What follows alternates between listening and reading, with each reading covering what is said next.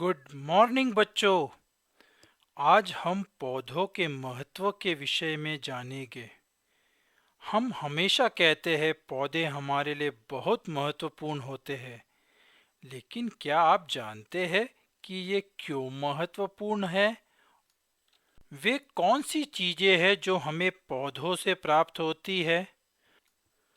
मुझे यकीन है आप अवश्य ही जानते होंगे कि हमारे भोजन का अधिकांश हिस्सा जैसे फल, सब्जियाँ, अनाज, दालें, चाय, कॉफ़ी, चीनी एवं मसाले हमें पौधों से प्राप्त होते हैं।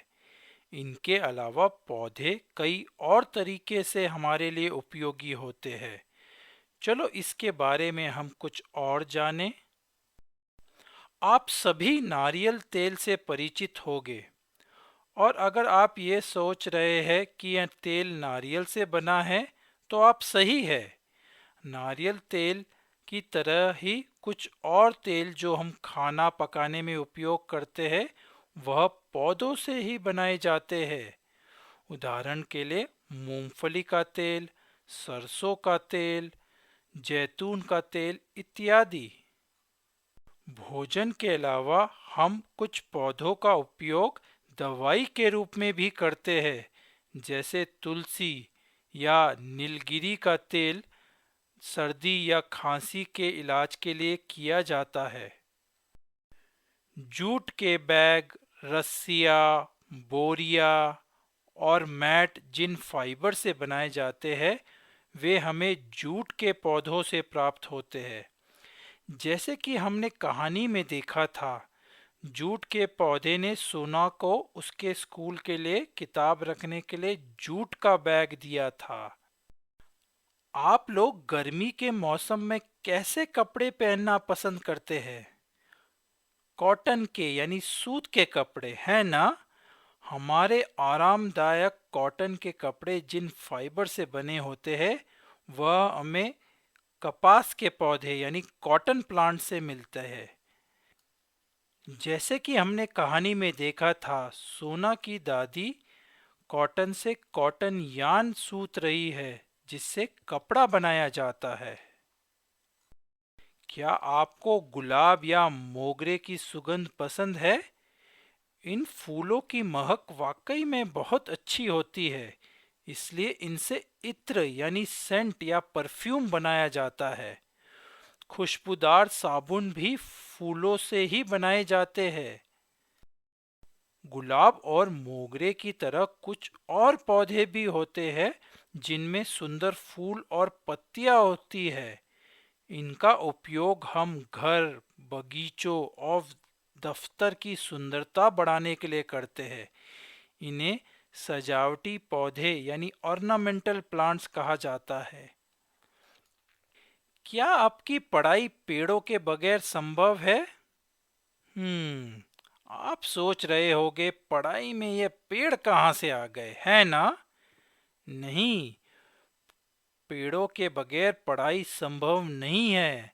आपके बैठने की कुर्सियाँ या मेज जिस पर आप अपनी पुस्तकें रखते हैं वह भी पेड़ की लकड़ियों से बने हैं।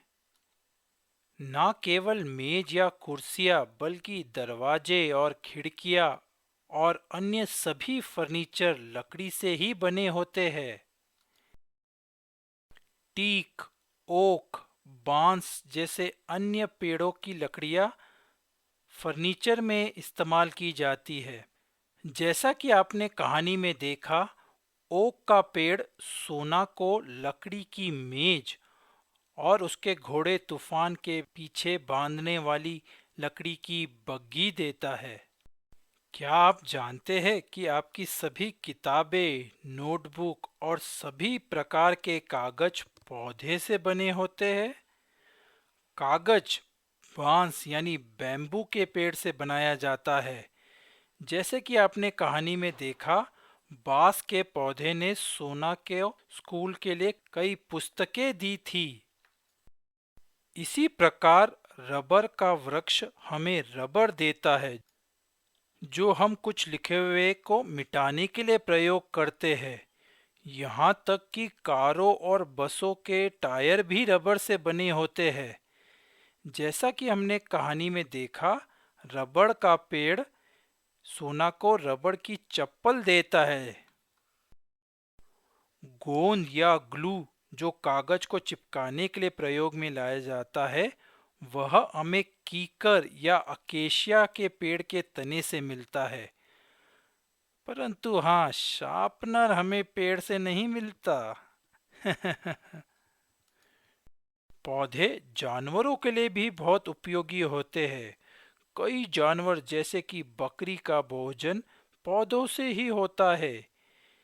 यह कई जानवरों का घर भी होता है, जैसे कि बंदर और गिलहरी पेड़ों पर रहते हैं। पक्षी भी पेड़ों पर ही अपना घोंसला बनाते हैं। प्राचीन समय से ही लकड़ी का उपयोग खाना बनाने के लिए ईंधन के रूप में प्रयोग किया जाता है। कई लोग आज भी लकड़ी का उपयोग खाना बनाने के लिए इस्तेमाल करते हैं। अब आप समझ ही गए होंगे पौधे हमारे लिए कितने आवश्यक है। इसलिए यदि आप पौधों का सारा लाभ लेना चाहते हैं तो आपको अधिक से अधिक पौधे उगाने चाहिए। फिर मिलेंगे बच्चों, बाय बाय।